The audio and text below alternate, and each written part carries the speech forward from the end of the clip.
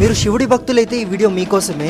Real incident మహారాష్ట్రలో జరిగింది. 23 ఏళ్ల అబ్బాయి ఉంటాడు. అతను చిన్న వయసులోనే చాలా కోల్పోయాడు. తండ్రి చనిపోయారు, ఫ్రెండ్స్ లేరు అండ్ రిలేటివ్స్ కూడా హెల్ప్ చేయటం లేదు. తల్లి కొడుకు మాత్రమే ఉంటున్నారు. అబ్బాయితో ఏమైందంటే ఒక బిజినెస్ స్టార్ట్ చేశాడు. కానీ ఆ బిజినెస్ ఫ్లాప్ అయింది. చాలా లాస్ లో వెళ్ళిపోయినాడు అండ్ లోన్ కూడా పే చేయలేకున్నాడు. అప్పుల వాళ్ళు కూడా చాలా టార్చర్ పెడుతున్నారు. అప్పుడు ఆ టార్చర్ తట్టుకోలేక ఈ లైఫ్ నాకు వద్దనేసి ఫిక్స్ అవుతాడు. తన రూమ్ కున్న బాల్కనీ 15th ఫ్లోర్ పైన నుంచి కిందకు దిగుతాడు. ఆ తర్వాత ఆ అబ్బాయి వాళ్ళ మదర్ ఇంటికి వస్తుంది.